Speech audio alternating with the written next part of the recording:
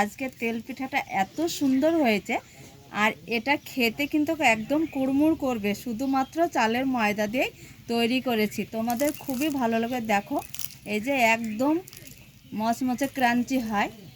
এই যে দেখো, দেখে বুঝতে পারছো। আজকের এই রেসিপি বানানোর জন্য প্রথমে দিয়ে দেব চালের ময়দা। তো বন্ধুরা, চালের ময়দার উপর দিয়ে দেব চিনি। কাপ মেপে চিনি নিয়েছি।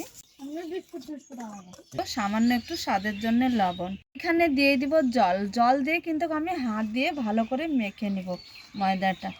যে মাপে জল লাগবে সেই অনুযায়ী জল দিয়ে মেখে নিব।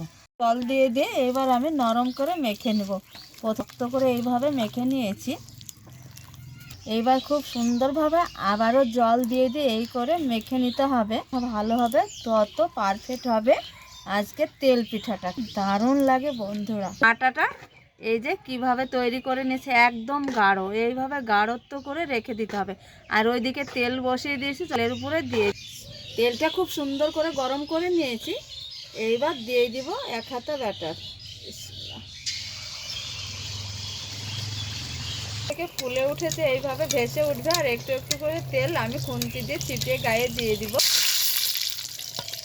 এই যে দেখো বন্ধুরা, তেল পিঠাটা কিভাবে ফুলছে দেখো, দেখতেই দারুণ লাগছে। এই সবগুলো ভেজে নিব। এটা কত সুন্দর হয়েছে। এইভাবে সবগুলো একইভাবে ভেজে তুলে নিব। বন্ধুরা, তোমরা দেখতে পাচ্ছ তেল পিঠাটা কত সুন্দর হয়েছে। আর দেখো কত লোভনীয়, সবগুলো ফুলেছে। দেখো খেতে কিন্তু খুব ভালো লাগে। আর একদম চালের আটা দিয়েই তৈরি করেছে এই তেল পিঠাটা বন্ধুরা।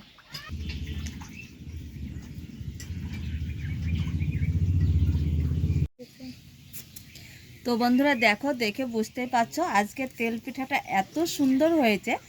আর এটা খেতে কিন্তু একদম কুড়মুড় করবে। শুধুমাত্র চালের ময়দা দিয়ে তৈরি করেছি, তোমাদের খুবই ভালো লাগে। দেখো এই যে একদম মচমচে ক্রাঞ্চি হয়। এই যে দেখো, দেখে বুঝতে পারছো। এটা খুব মুচমুচ করে আর খেতে খুবই ভালো লাগে। এই যে দেখো, এইভাবে চালের ময়দা দিয়ে তোমরা বাড়িতে এই রেসিপিটা তৈরি করে খেয়ে দেখবে, খেতে খুব ভালো লাগে, দারুণ লাগে। আর দেখো ভিতরটা কত জালিদার আর নরম।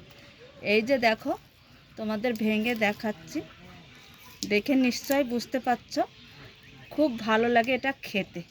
এই যে দেখো। তো বন্ধুরা, আজকে চালের ময়দা দিয়ে এত সুন্দর একটা স্বাদের তেল পিঠা বানিয়েছি। আশা করছি তোমাদের খুব ভালো লাগবে আজকের রেসিপি। ভালো লাগলে তোমরা লাইক কমেন্ট শেয়ার করো, চ্যানেলটা সাবস্ক্রাইব করে পুরো ভিডিও দেখতে থাকবে। তাহলে রেসিপি এইখানেই শেষ করছি। দারুণ স্বাদের রেসিপি নিয়ে তোমাদের সঙ্গে দেখা হচ্ছে। তোমরা যেখানেই থাকো ভালো থেকো, সুস্থ থাকো। তোমাদের টাটা।